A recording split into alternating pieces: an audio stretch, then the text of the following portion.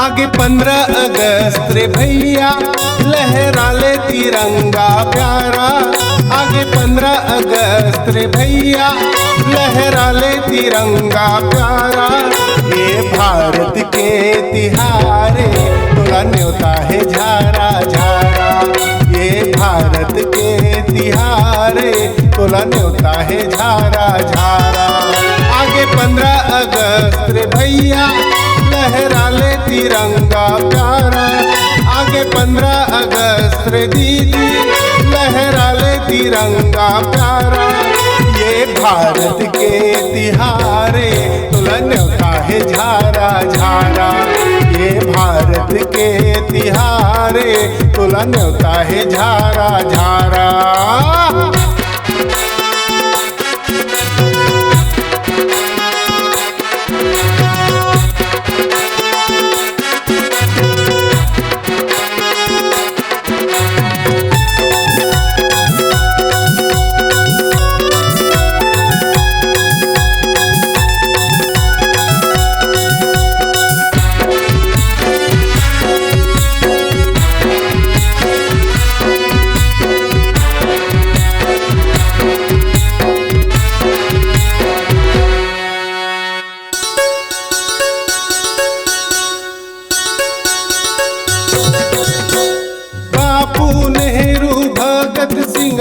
मर के अमर है देश माँ। लड़िस लड़ाई ए मन रे संगी संगी रे कई ठन भेष माँ।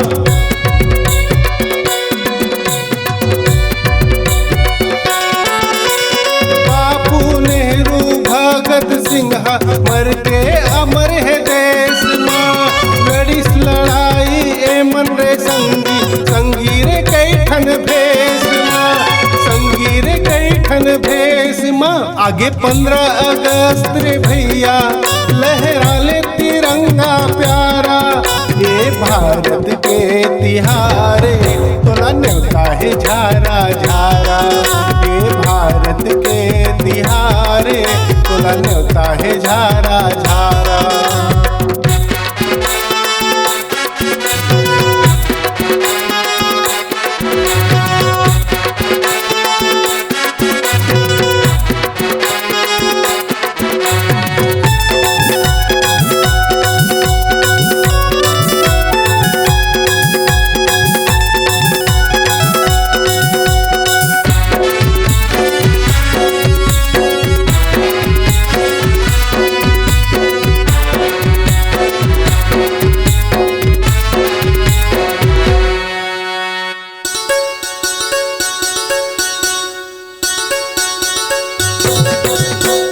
कतको बोहागे लहू रे संगी कतको बोहागे जान।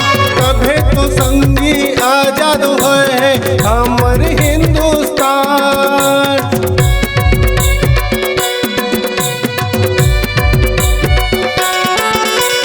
कतको बोहागे लहू रे संगी कतको बोहागे जान। कभे तो संगी आजाद है हमर हिंदुस्तान। आगे 15 अगस्त रे भैया लहरा ले तिरंगा प्यारा। ये भारत के तिहारे तोला न्योता है झारा झारा। ये भारत के तिहारे तोला न्योता है झारा झारा। ये भारत के तिहारे तोला न्योता है झारा झारा। ये भारत के तिहारे तोला न्योता है झारा झारा। ये भारत के तिहारे तोला न्योता है झारा झारा। ये भारत के तिहारे तोला न्योता है झारा झारा। ये भारत के तिहारे तोला न्योता है झारा झारा।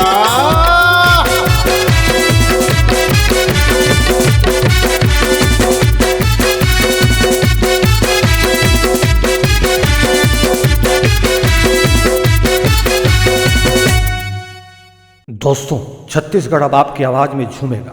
ऑडियो वीडियो रिकॉर्डिंग के लिए चले आइए SLV स्टूडियो चकरभाठा बिलासपुर। सोहन लाल वर्मा जी के द्वारा प्रस्तुत फोन नंबर 9826740060 आप संपर्क करें।